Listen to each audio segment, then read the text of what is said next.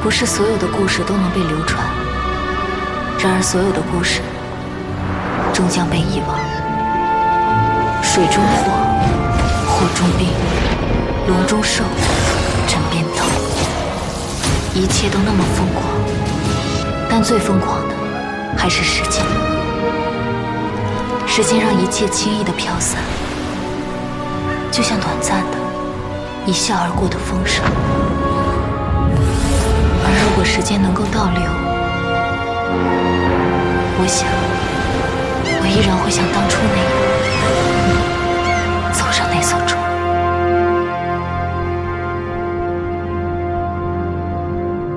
顾小梦，24岁，毕业于普林斯顿大学数学系。你左手边做的是3017和3112，他们中的一个从保险柜里偷走了重要情报。从现在开始，你有10分钟的时间，找出这个偷盗情报的间谍。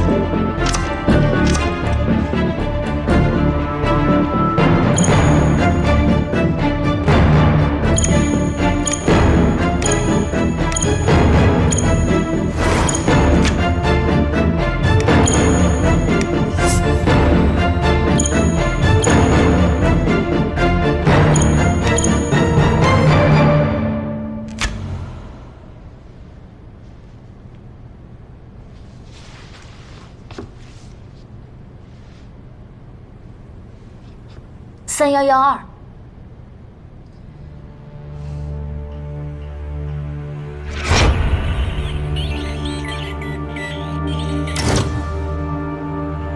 马上给他加时1到1点测试。是。一旦测试通过，立刻抽出档来，直接调入机要处。中文密电破译，你有20分钟的时间。开始吧。可是按规定，凡是调入机要处的新人，一律由人事处那边重新审查家庭背景和个人经历，不然调不出档案。你猜猜，一块 Venture Constantin 的镀金女士手表要多少钱？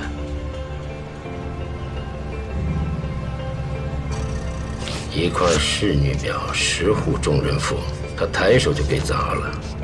24岁姓顾，在美国念的大学，整个杭州大概也只有一个顾家能养出这样的气魄。处长，您是说苏杭船王顾民章？没错，顾船王，南京国民政府经济委员会副会长，汪主席的座上宾。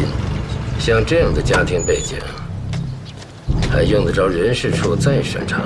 顾副会长，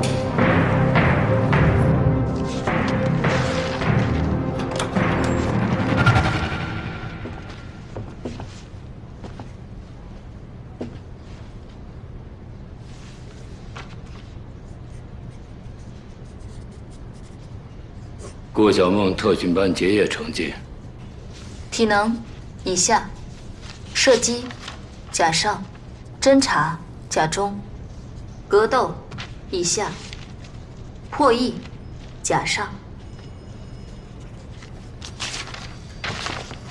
破译完毕。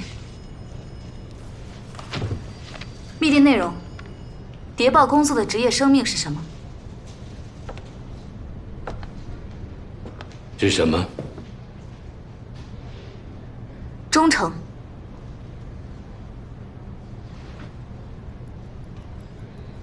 4分23秒，你是第2个取得这样好成绩的人。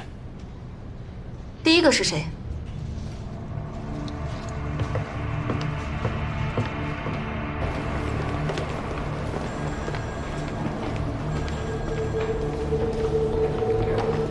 处长。处长，76号主任办公室来电，丁主任怀疑上个月的531号密码本已经泄密，请您帮忙再另编一条新密码。这一次不要经过张司令，直接派人送到上海，送到76号他的办公室。还有就是日军司令部情报部组织那个业务研讨会派谁去？1年研讨7、8回，应付个闲人吧。顾小梦的事儿办妥了吗？这个还没有。怎么回事？顾小梦被分到司令秘书处了。张司令定的新规矩，凡是人事调动，除了他签字之外，还必须要让吴大队长同意。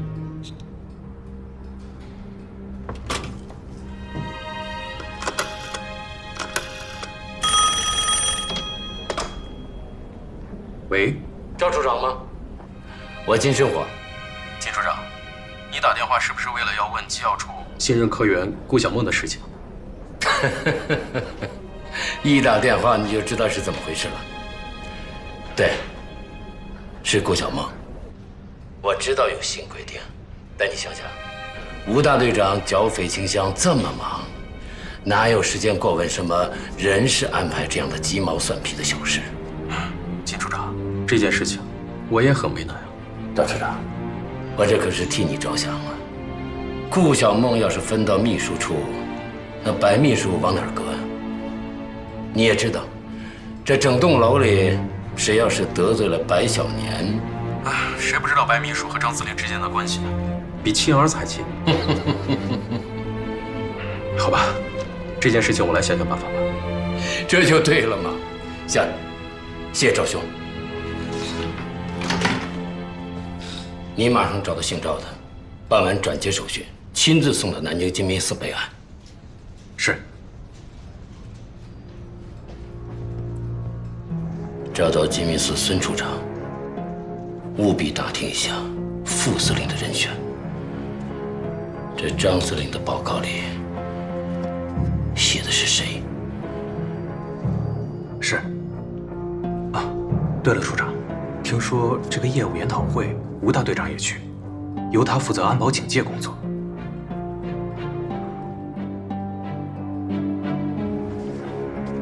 那你跟张司令说一声，这次研讨会我亲自参加，李科长也要去。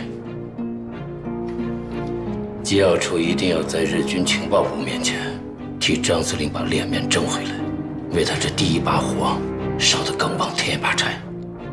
另外，机要处新任科员顾小梦也要去。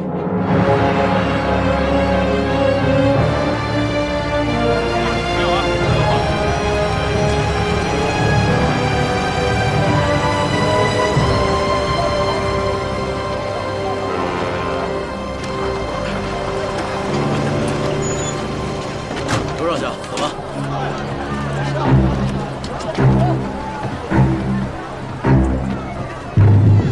下一个，都仔细点儿。是。下一个。走进，走进。部队一。休息，休息。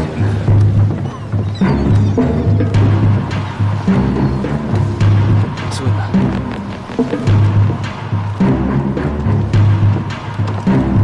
小子，你这边请。请。続け。小子。準備はどうだ。少佐、整えました。行ってこい。はい。急げ急げ。口だ。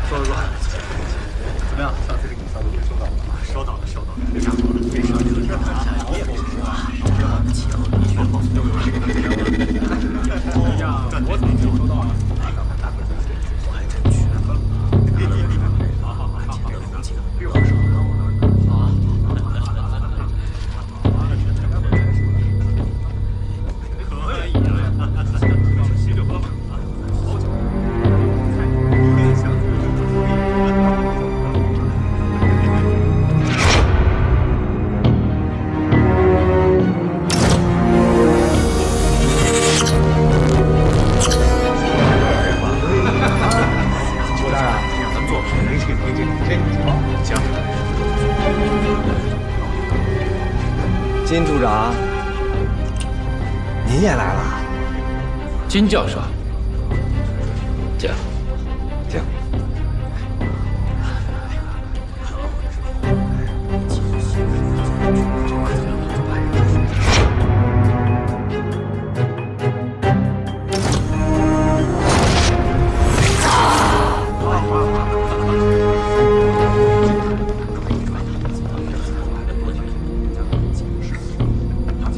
小子，起立！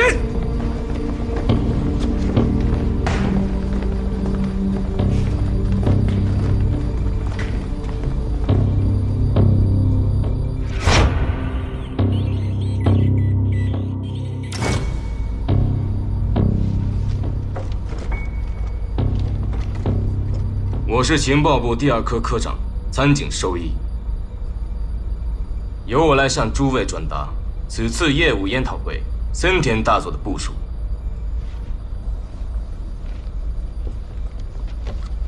诸位面前的文件里，是我们刚刚截获的一条国外军事密电，请诸位专家务必在2个小时内破译成功。森田大佐已经得到了松井司令的准许，最先破译该条密电的破格进显2级。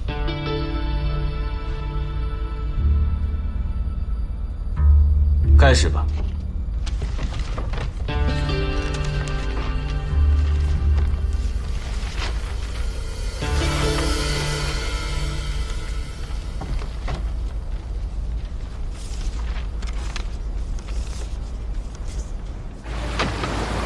顾小梦，机要处科员，金生火处长部下。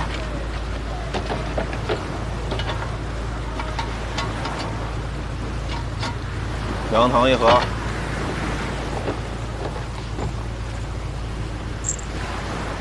这是什么？甘草片，泡水敷面，可以防风吹日晒。怎么？不信你尝尝。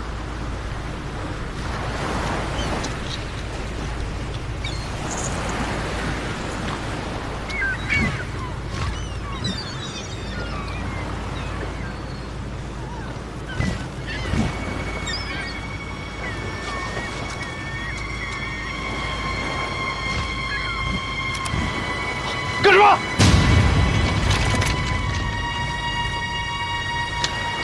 你们干什么？给我搜！别动！我是剿总的少尉军官，按照军规，下级不能冒犯上级，男兵不能搜检女士。你们是想被军规处分吗？吴大队的兵只管上命，不怕军规。给我上！再过来我就从这跳下去。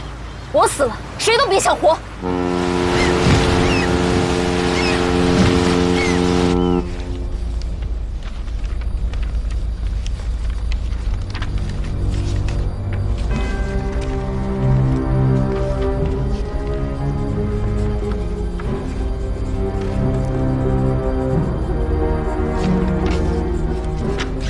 李科长，怎么还不动手？没有必要。没有必要？难道你看出来了？因为解不出来。这种复杂的算法肯定是德军的恩尼格玛。恩尼格玛1代机在8年前被波兰人破译，已经没有人在使用。也就是说，这密码是由2代密码机加密的。没有恩尼格玛机，单靠手工破译，别说2个小时，2年也算不出来。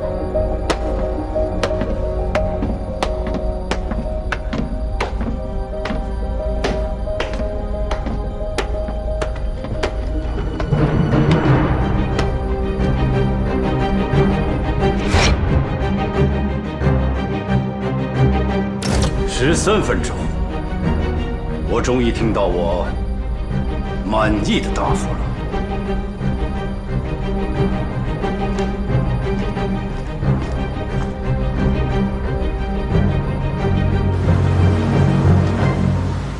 想死，知道什么是死吗？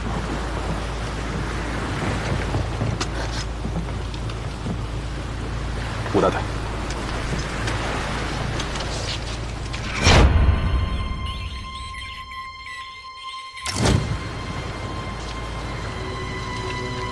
这种微型相机，全司令部就2台。想拍什么？军备、布防，还是军事情报？什么都不想拍。我带他上船，只是为了收集研讨会的学习资料。收集资料？难道不知道情报部组织所有的会议都不准拍照和录音吗？我不知道，是金处长让我借了相机带上船。这回答好，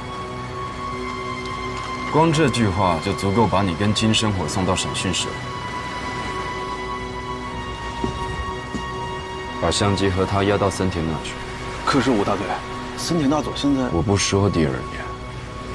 是。您就是吴柱国吧？他们都说，您年纪轻轻就升得这么快，是因为军功多、杀人多，可不是因为只会巴结日本人。见过杀人吗？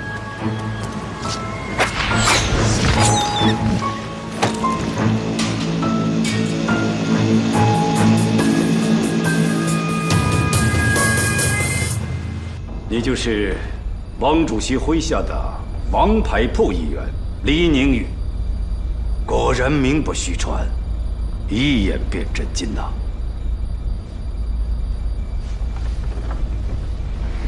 诸位手中这些密电，不是普通的电文，而是德军的恩尼格玛。你们今天的任务，并不是要让你们破译这道电文，而是要根据帝国这1年多来截获的所有的密电，从中推导出德国第2代恩尼格玛机的构造。诸位，请看，America、English、France、苏联这4个国家的密码机现在都在这里，可以供诸位参考。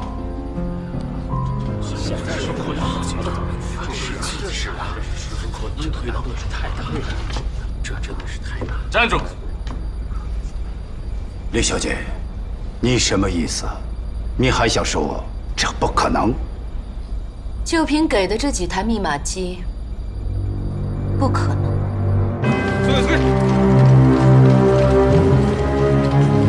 民国26年，日德盟国签订对苏军情报交换协议后，德国军方曾经赠送给日本几台初代恩尼格玛机，日军军部沿用至今。后来，德军又对初代密码机进行了改装，形成了他们现在使用的2代恩尼格玛机。初代恩尼格玛机中只有3个转子，每个转子都会对输入的字符进行一次替换加密。经过3次替换加密后，密码表的总数会达到10万多个。信号通过3个转子之后，还会通过反射器，然后反向通过3个转子。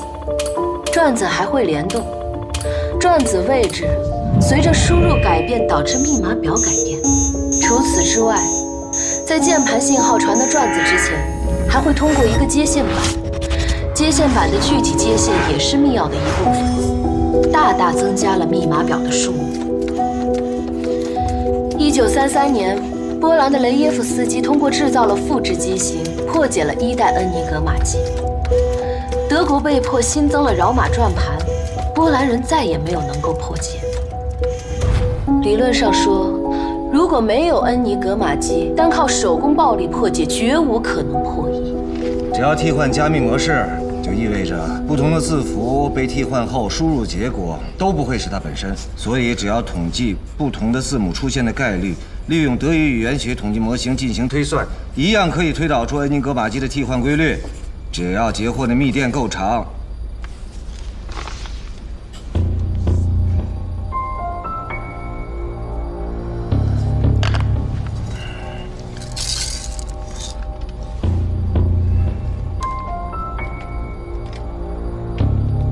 请您不妨算一下，截获的密电要有多长才能够统计出上亿个甚至上10亿个密码本的规律，并且能解出信息密钥。所以，如果森田大佐想在短时间内破解2代恩尼格玛机，唯一可行的方案，就是要拿出初代密码机，包括子密，供我们研究改装，才能像雷耶夫斯基一样完成复制机。李科长，你知道你自己在说什么吗？不管初代或2代恩尼格玛机，都是目前我军最牢靠的加密手段。一旦暴露，那我军密码体系就像狮子袒露了肚腹。我绝不允许这样的冒险。破译本来就是冒险，没有一次破译是不需要付出代价的。根据密电倒退出密码机，就像照着一颗鸡蛋画出公鸡一样，根本不可能。如果大佐真想破解2代密码机的秘密，就必须先把初代密码机暴露给我。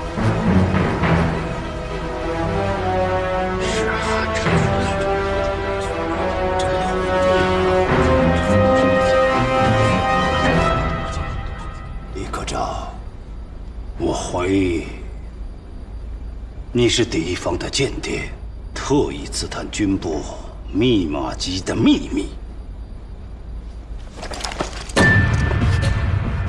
你有3秒钟可以坦白。你起，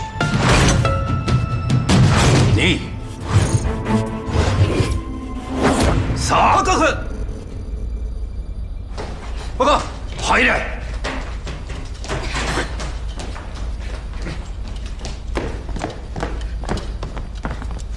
报告大佐，焦总司令部情报处顾小梦违规携带相机上传，还企图拍摄照片，被我们给拦下。大佐，这一定是个误会。不是误会，是预谋。这2个人都是你的下属，一个要曝光密码机，一个要私携相机上传。如此相互的配合，只有一种可能性，那就是金处长你精心筹划的泄密行动。この3人抑えれ。司令部に報告し、俺が直接尋問するから。好，慢着，不用麻烦大佐，我自己来审。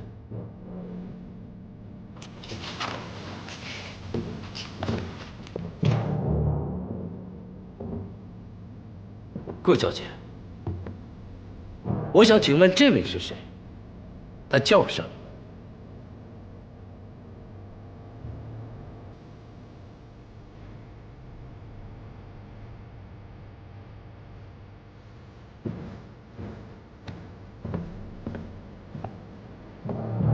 我指的是他，叫什么名字？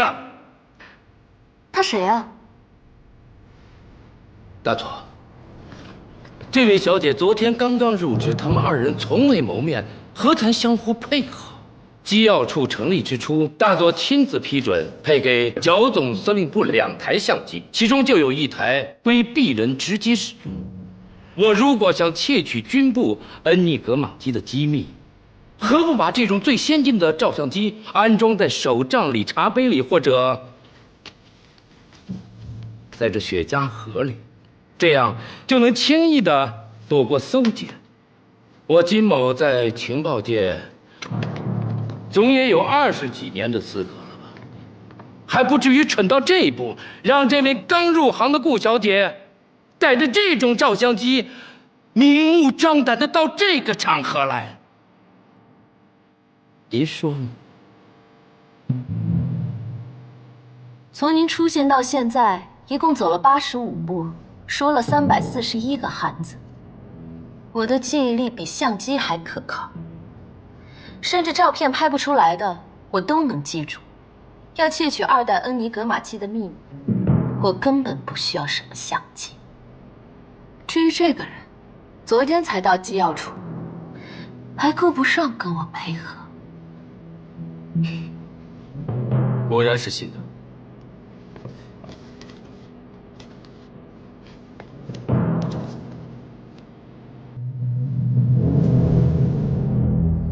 顾小梦，这一切都是你的私人行为，很抱歉，我无能为力。我塞得电。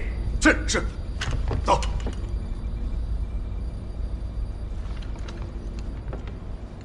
发送电文前，随机选取3个字母作为信息密钥，在恩尼格玛机上输入2遍。马迪，你刚才在说什么？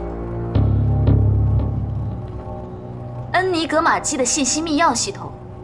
你怎么会知道？因为我不仅是美国普林斯顿高等研究所冯诺依曼教授的学生，我还是施伦堡的朋友。我现在说的，是现任德国中央保安局4处一科科长施伦堡先生亲口告诉我的。你怎么会认识他呢？施伦堡先生在遇见我父亲时，还是波恩大学的一个穷学生，靠我父亲的资助才完成了学业。所以我在国外读书时，施伦堡先生也是对我格外照顾，并且教我如何使用2代恩尼格玛机。如果我要是窃取信息的话，应该不会在这里，而是回到施伦堡先生的办公室。哼，简直是天方夜谭。我相信，他说的应该是真的。情报界早有传闻，早在10年前，初代恩尼格玛机的原理图就被德国情报系统的叛徒泄露给了法国，所以德方才会研制了2代密码机。施伦堡先生把已经泄密的天机透露给资助自己的恩人，惠而不费，也就合情合理了。你说这话得要有证据。我没有证据，可大佐，您一定有证据。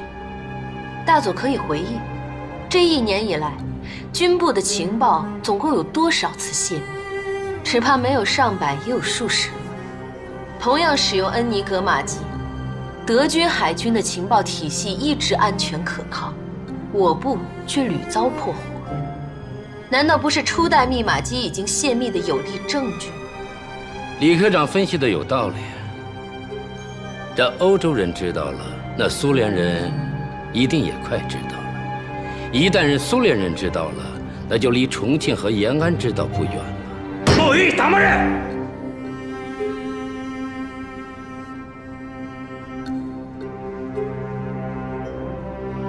李科长，你刚才说过，任何一次的破译都是要付出代价的。如果这一次的代价是你们的生命，那你还要冒险吗？大佐，如果我无法攻破2代恩尼格玛机的核心机密，反而导致军部密码机的泄露，所有后果我一力承担。李科长，你领章上这颗星还不够赌这么大的局。大佐，我们机要处3个人精诚一致，以自己的性命来赌这个局，您看够吗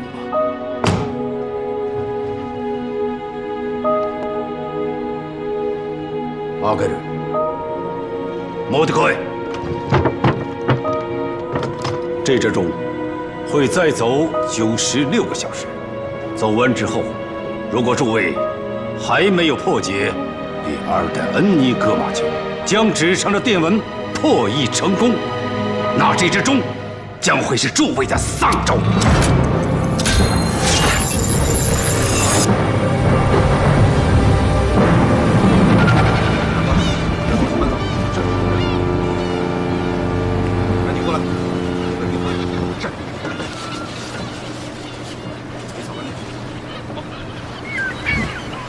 跟人一样，为了争口实，连血都吞得下。可惜了这身白金的羽毛。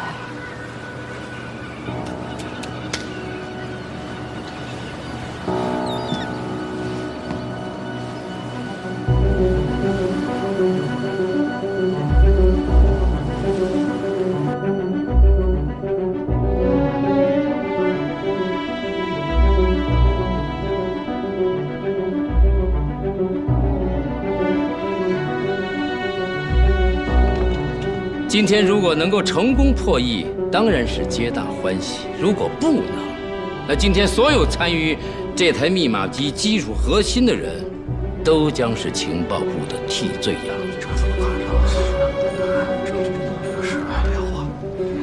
诸位，敌人能力有限，就先退出了。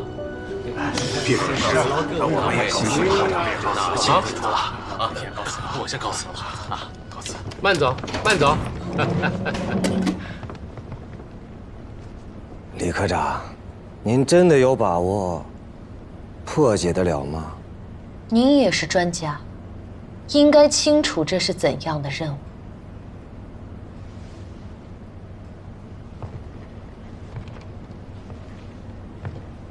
作为破译员，向您致敬。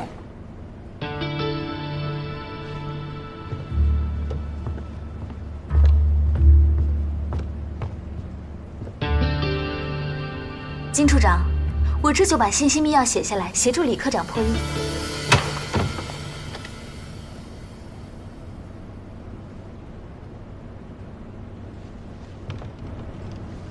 请指教，我刚刚哪里说错了？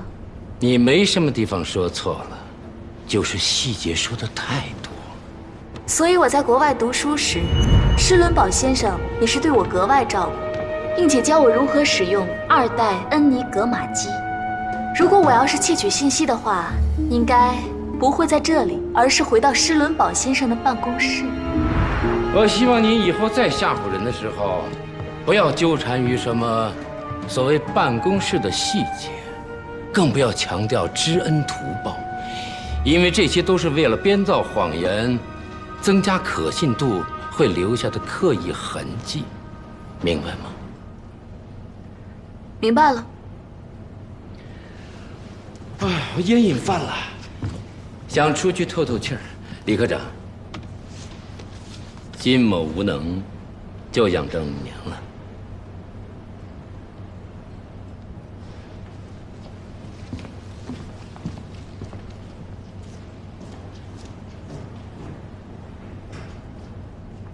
时间紧，任务重，我留下来协助你。连一个谎都说不好，你能协助我什么？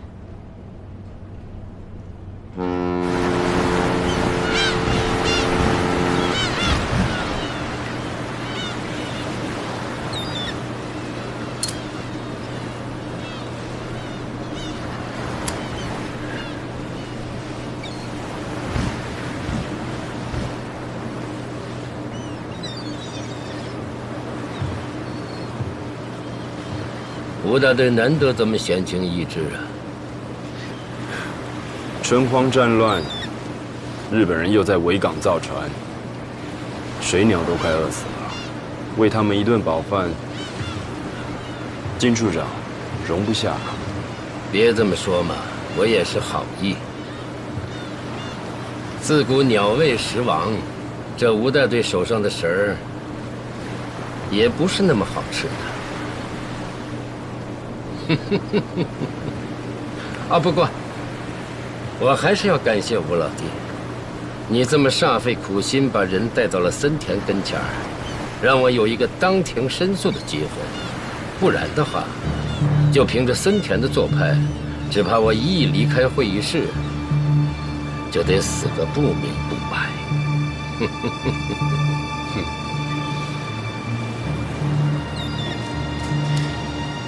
你该谢的人，不是我。哦。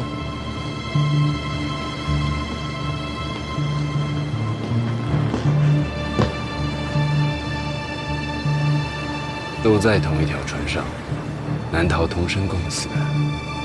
你好自为之，不要连累其他人。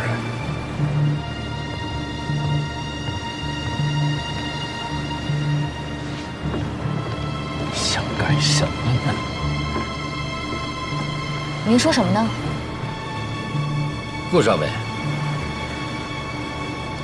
我倒似乎该问你一个问题呀：你为什么要携带相机上船？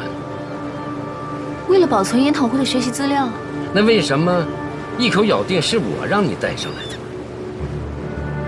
我当时也是被吴志国吓坏了，也是急中生智，就说是您让我带上船的，想说他能看在您的面子上对我网开一面，可没想到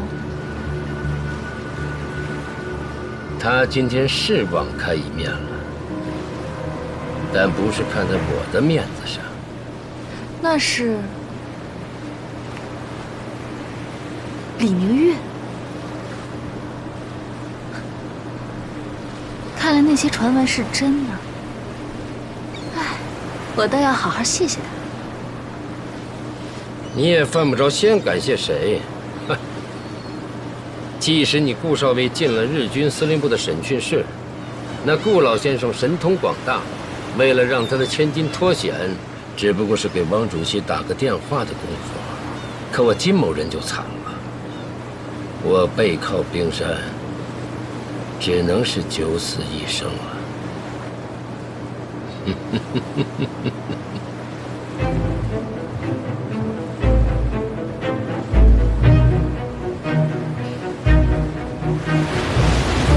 处长，您说咱这船开向哪儿啊？不知道，大概是开往地狱吧。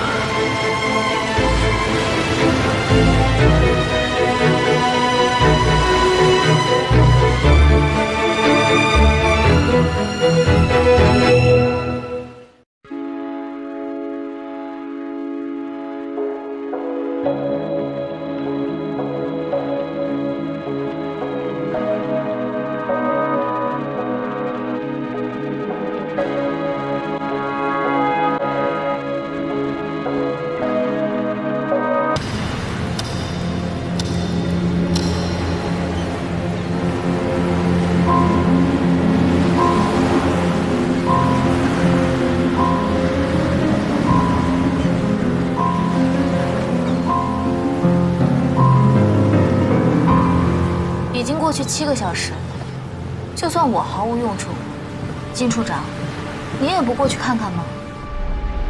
我可听说过，当年您在戴笠麾下时，曾经独立破译过一个苏联红军的特级密电，是军统里数1数2的破译专家呢。人生不堪话当年呢。顾少尉倒是打听了我金某人的当年，有没有听过李科长的履历啊？民国22年，德国哥廷根大学数学系毕业，24年随其夫加入了张学良创建的四维学会。他结婚了？那吴大队长？西安事变前，其夫病重身亡，随之就脱离了与四维学会的关系，再赴德国进修电讯专业。次年回国，与当时的英国驻华大使馆高级翻译，也就是现任的丈夫结了婚，投在了钱司令的门下。再后来嘛，日进英退，这个翻译丈夫不得势了，然后又随着钱司令改换门庭。又是张学良，又是英国人。李科长时运不错，步步险棋都能化险为吉呀。干你我这一行的，没有一个人单靠运气能够化险为夷的。入职不过4年，苏联的密码破译过，军统的密码也破过，连共产党的密码他也破过。在咱机要处没有他破不了的电文。去年的青岛会谈，要不是他提前破译了中统的刺杀令，那汪主席的命恐怕早就丢在迎宾馆了。连丁主任都称赞他李宁玉能够抵得上整个76号，再外加一个特高课。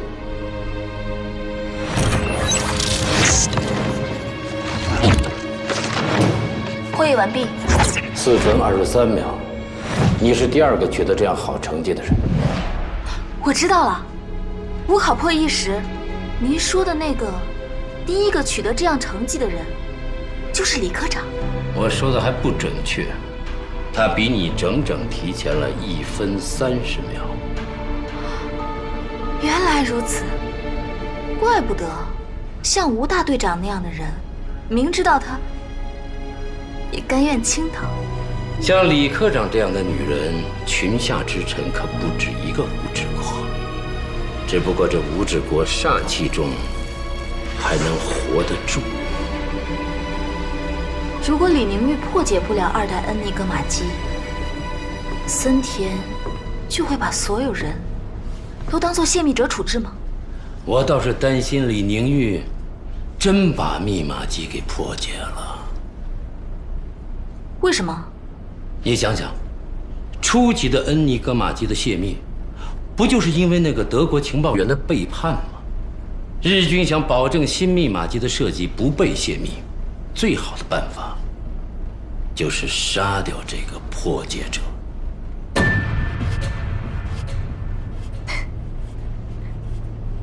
我现在终于知道，为什么金处长不肯去助李科长一臂之力了。只可惜现在想躲也躲不过去了。你有没有想过，这日本人为什么非要改装恩尼格玛机？不是因为初代机可能已经泄密，需要更安全的2代机替换吗？如果已经不信任恩尼格玛机了，犯不着用这么大的力气，非要改装成德国人现在用的2代机。这么干的理由只有一个，那就是日本人要掌握他们这个德国盟友高层的机密。所以，只要破解成功，森田就会杀人灭口。要是换作戴笠，一定会这么干的。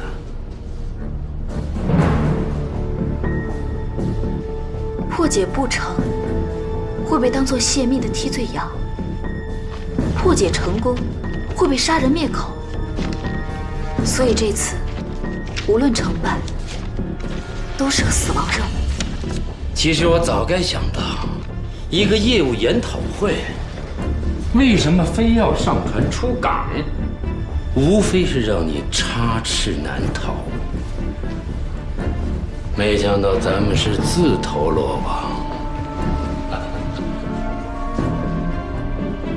自投罗网啊！金处长，没那么悲观吧？虽然您军统的经历不堪回首，可死里逃生的经验可不止1次2次了吧？金处长，我们现在是一条船上的人了，您就是我和李科长的指望了。若有什么逃出升天的计划，我定全力配合。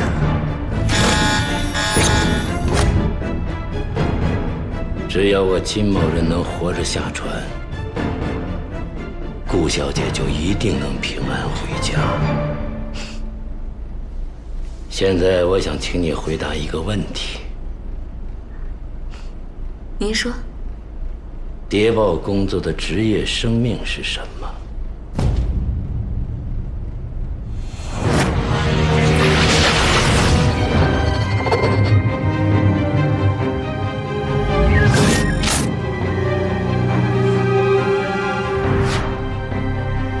是信仰。答案我只说一次：谍报工作的职业生命就是生命。保住自己的性命比什么都重要。1、2、3。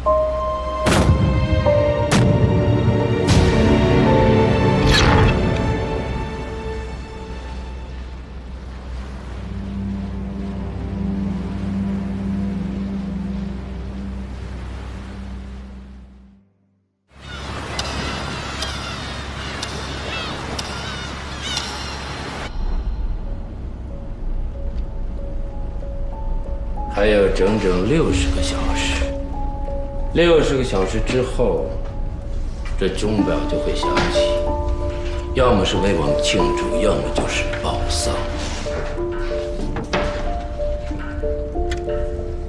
生死存亡，就在这长短针几圈转动之间。我现在需要做什么？做3件事。第一，从现在开始就不要和李明玉有任何接触。是。第二，就相机事件，马上写一份检讨书，向张司令请求处分。顾小姐，我金某之后，有很多地方要仰仗领尊，负天下人也不敢负您顾小姐。没问题。这第三，去找吴志国，没有他的配合，我们所有的计划都是水上对沙。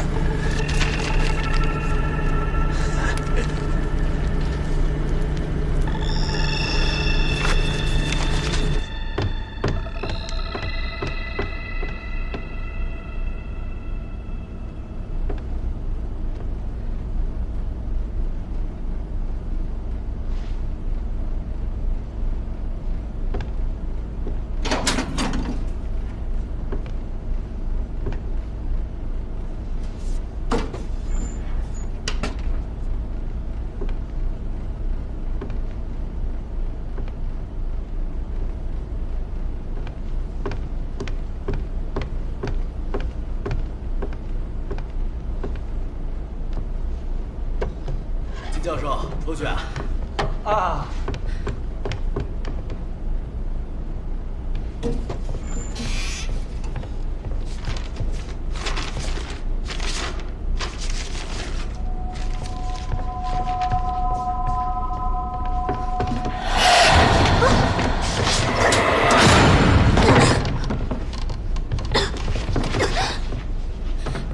金生火让你来干嘛？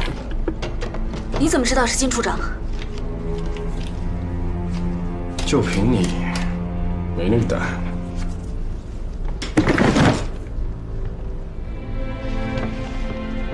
我们现在都只剩下60个小时的命了。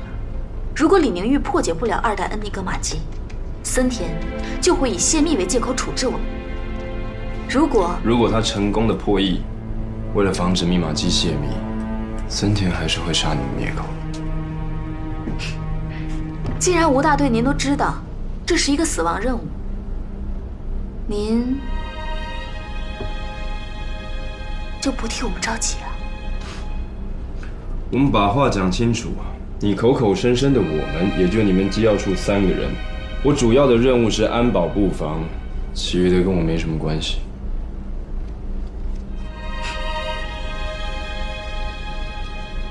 可是，李科长，在你说的“我们”里面，这还不够吗？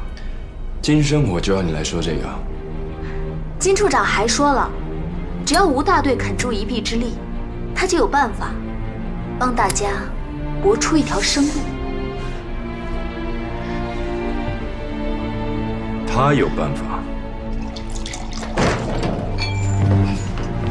呀，吴大队来得及时啊！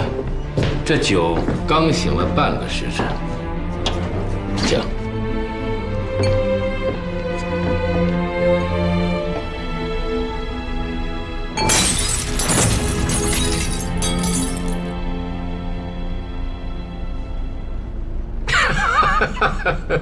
我知道吴大队手头功夫硬，但我金某人20-30年的风雨都熬过来了，见过血。顾少尉，这是检讨书，你马上把它抄一遍。我在金处长眼里就一介莽夫，手上功夫在意，也比不上金处长的手段力。但在这上不着天、下不着地的海上，金处长手硬如铁，也掀不起漫天风浪。我奉训你一句：别害人害己。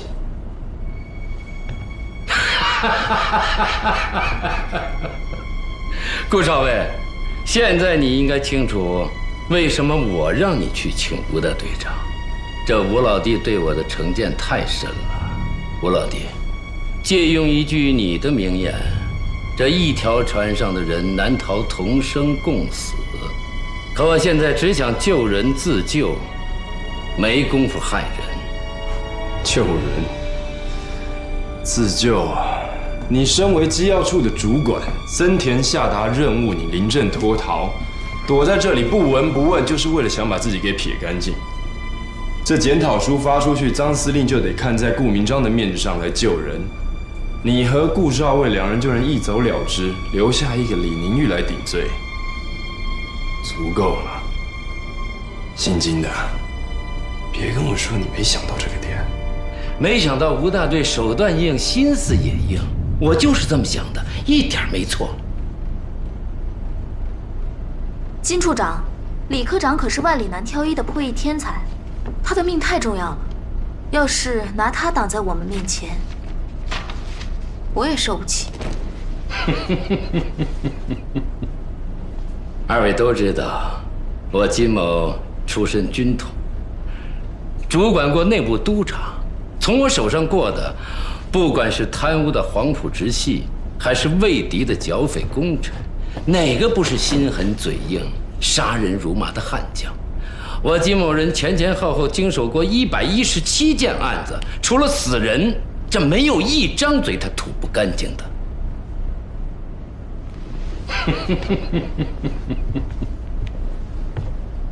你我都是人，这人的本性最擅长出卖和背叛。哪怕知道同舟共济是上策，也没有人愿意把自己的命交到别人手里。于是这天底下的船，少有被外头的风浪掀翻的，都是翻在自己人手里。吴大队，顾少尉，我们现在3个人就如同审讯室里的犯人，结盟同生，背盟共死。你们是愿意相信我金某人，还是背叛？你们自己挑。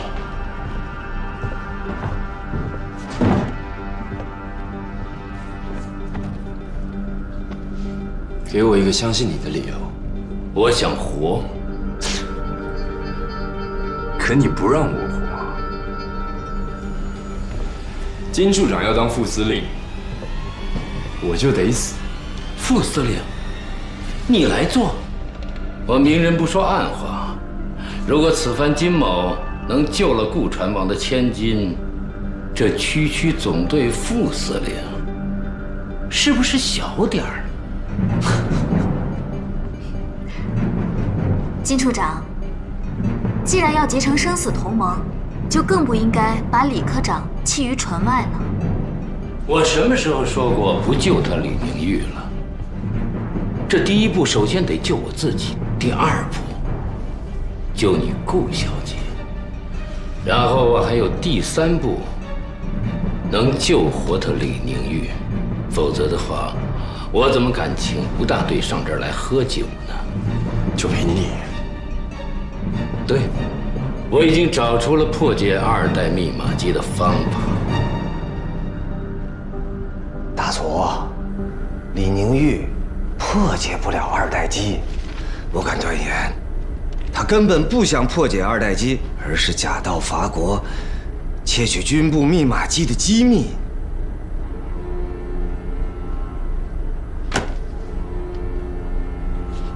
你有什么证据啊？你不是也主动的退出了吗？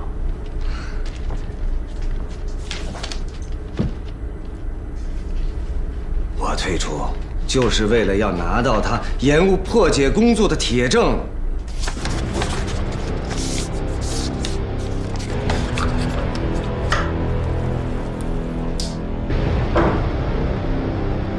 把这个交给李宁玉。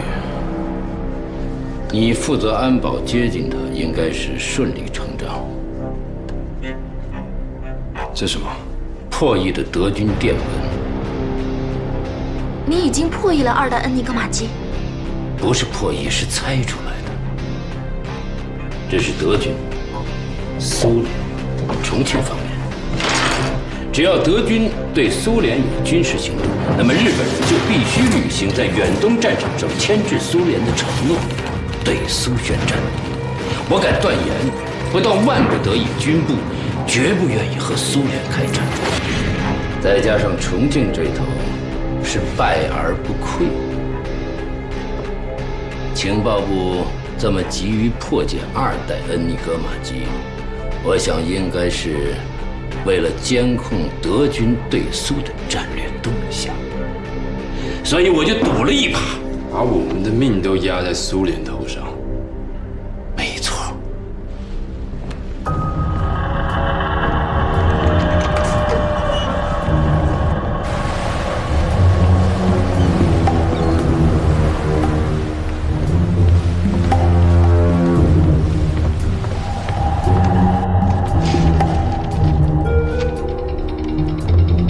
越是破解的愿望，越是愿意相信最担心的结果。戴总，只要破译的这份电文是德军对苏联的军事行动有关的，那森田就一定会信以为真。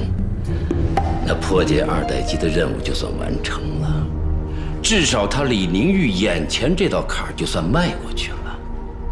金处长，可您之前也分析过，就算破解成功了，我们还是会被森田杀人灭口，避免泄密。所以说这道电文，它必须是假的。要想真正破解恩尼格玛机，有3个条件缺一不可：一，就是密码机的内部结构原理，这是李宁玉正在破解的；二，是德军的操作守则，就是你顾小姐用来吓唬森田时用的所谓密钥信息；这第三嘛，就是在发报之前，德军发报员所要执行的加密口令，这是1万个顶级的数学家也无法破译的，这靠间谍偷取。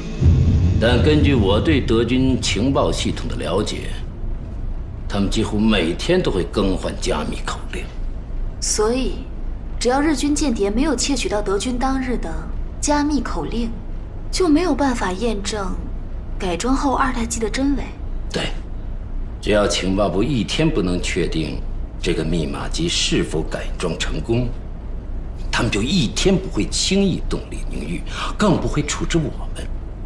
如果争取到这段时间，加上汪主席和顾传王的庇护，至少我们这几条命暂时可以保下来。这就是你的第3步，还不止这些。你负责安保，我相信你应该能够接触到船上的发报系统。我拜托你马上发报，把顾少尉的检讨书发往司令部，让张司令速颁就令。那第2件就更简单了，等李宁宇宣布密码机改装成功，你就随便杀几个人，让他们相信这船上混进了军头特务。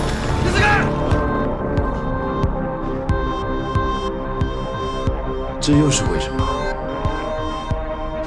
根据日本陆军内部的分工，抓捕国共特务应该是陆军特务机关直司所在，可破解2代机是个机密任务，情报部一定不愿意特务机关插手，所以那森田大佐就必须尽快的结束任务，息事宁人。也就是说，李宁玉破解的2代机到底是真是假，至少在这条船上就不会再追究了。千算万算，金处长，你还是漏算了一条。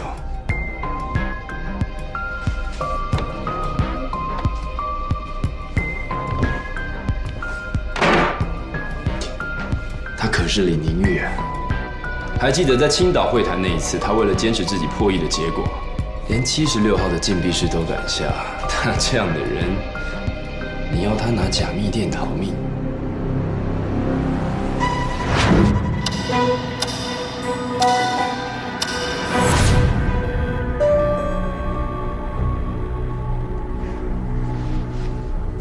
金教授，请你过目。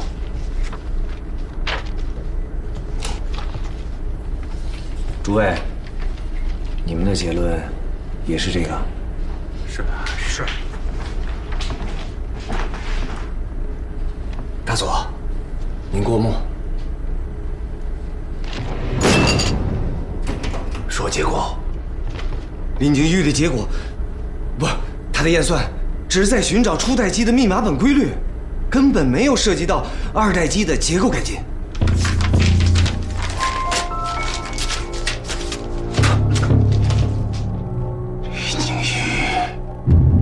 我倒想问问吴大队有什么妙计可以脱身呢？杀出去。我知道吴大队能杀人，可现在上不着天下不着地，能杀到哪儿去？到水里。痴人说梦。我也只有3步。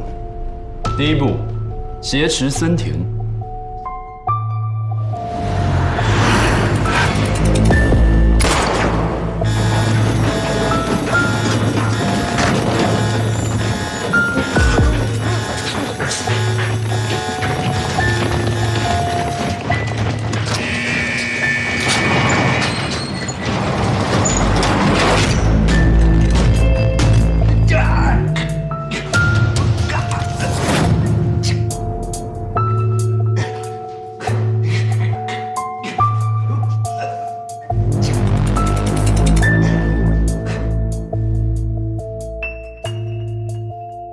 第二步，杀几个人。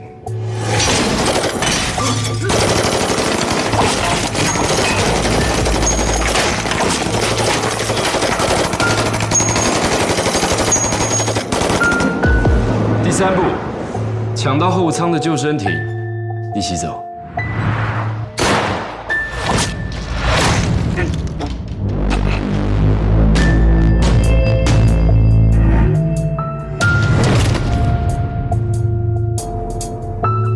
吴大队，快！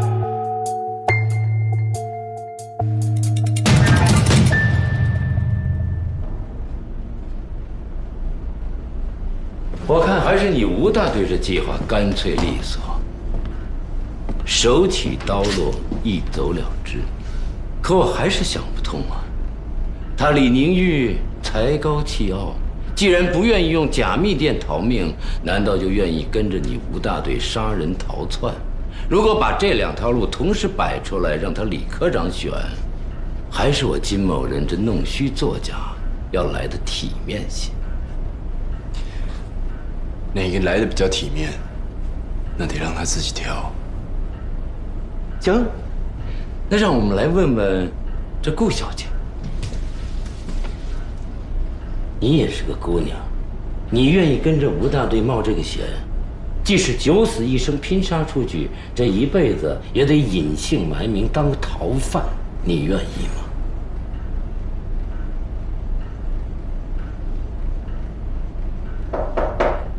进来。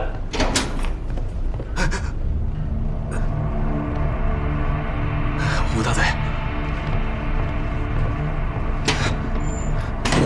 说。金圣贤向森田告密，说林无玉是在附近。我知道了，出去。哎，怎么了？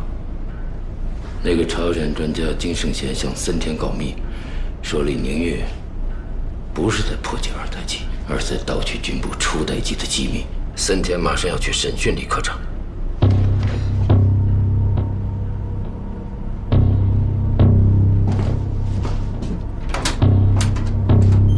带上那个，快！水所さん。はい。本部に報告。尋問を準備しろ。は。では、李任意と一緒に来た金生宝一行は。そういうことを聞くな。はい。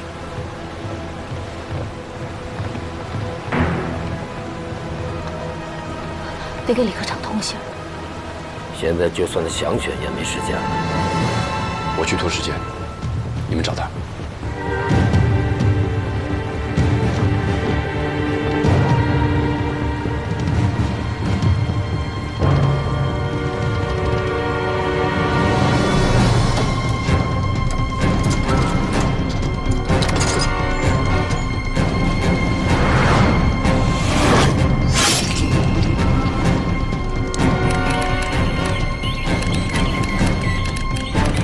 開けろ。はい。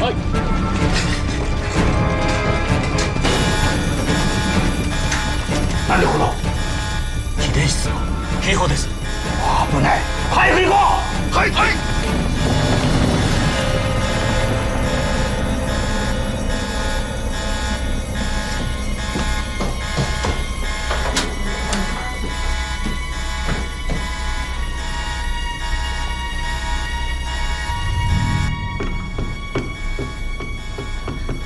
玉姐，你来干什么？森田要杀你。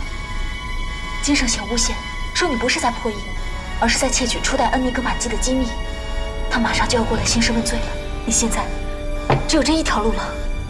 这是金生活伪造的密电，就用它向森田证明你已经破解了2代恩尼格玛机。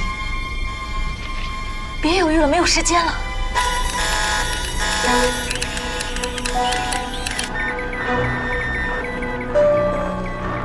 どういうことだ。大佐の船から送った。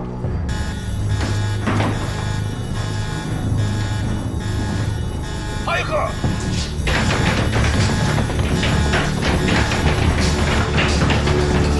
開けろ。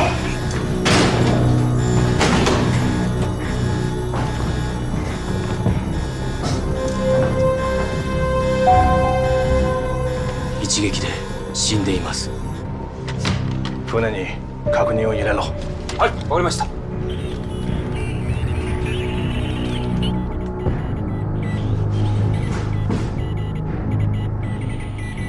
大佐、本部から来電。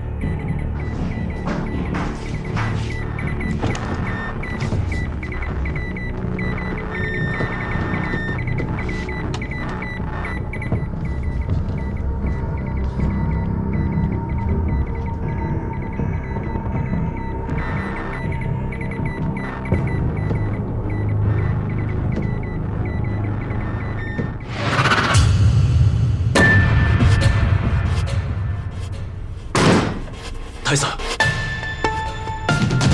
殺し屋じゃなくてスパイだ。この発信機盗用して不明な放送局に発信するんで人がいる。本部にボンドルされたんだ。その内容はまだ激しでいない。後ほど伝えてくる。本当にスパイがいると。早くリンに一任しろ。行こう。行くぞ。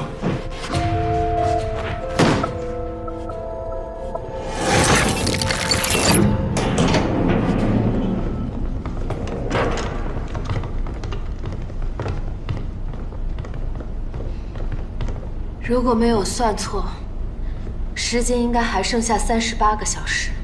我相信，虽然还剩下了38个小时，但是你已经完成了你自己的任务。完成？那恐怕要让大佐失望了。你不但窃取了我军恩尼格玛机构造的秘密，还用发报机将它发送出去。你很得意是吧？你不但是破译的天才，而且你还是一个出色的盗窃间谍。说吧，你是国民党还是共产党？你的上级是戴笠还是徐恩曾？我只会一种审讯手段，说实话你就活，不然你就得死。我不大明白大佐这些话是什么意思。刚才的警报声你听见了吗？有人盗用机电室的发报机，向不明电台传递了情报，还杀了一名大日本帝国的士兵。这跟我有什么关系？我一直就在这里不眠不休完成大佐交给我的任务。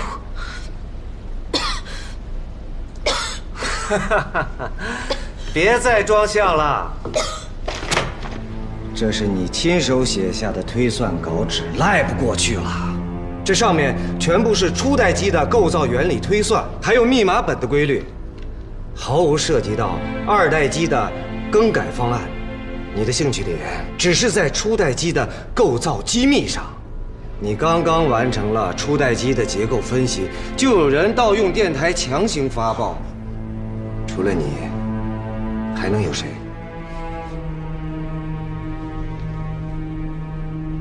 按照保密规定，这种密集任务的破译资料是要全部及时销毁的。是我从销毁炉前抢出来的，没想到自己的罪证没能及时处理掉吧？大佐，从你们昨天离开至今，我向他们前后交出了4批稿纸执行销毁。不知道金前辈只是抢出了这一份，还只是把这一份呈给大佐看了。如果大佐看了那4批稿纸，就会明白，我不仅仅是验算了初代机的构造原理和密码本规律，还模拟了从初代机到2代机的改装结构，推算了密码本的变化矩阵。如果您只看到这一份稿纸，凭什么就断言我在窃取初代密码机的机密？如果全部的稿纸都在你手里，那么这样误导大佐陷害我又是为了什么？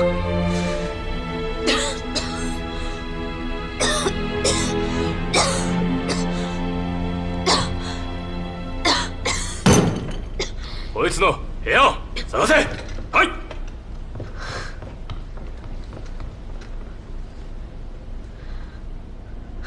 金前辈对我的指控，只怕说不过去了。你一定还有同伙。金前辈，作为一流的数学家和破译者，你应该知道，像恩尼格玛机的机械构造，根本不可能用3言2语向一个局外人解释清楚，更不可能用一条简短的电报发送出去。如果我真是窃密的间谍，应该是会想方设法活着下船，亲自把详细的构造情况交给上级，绝不会冒这样愚蠢的风险。因为你明白，自己根本不可能活着下船，你破解不了2代恩尼格玛机。你凭什么断言我破解不了？天才也是人，这世上只要是人的大脑，绝不可能跟机械对抗。不好意思，让你失望了。我已经完成了改装。森田这会儿应该相信船上混进了敌方特务。太好了，给司令部的电报发了吗？你放心，张司令他一定得来。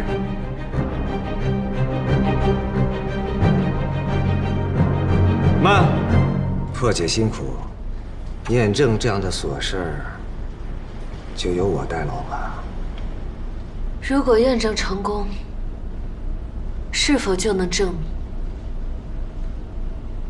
我李宁玉没有窃密的嫌疑？可以。但如果验证失败呢？我就认罪。一言为定。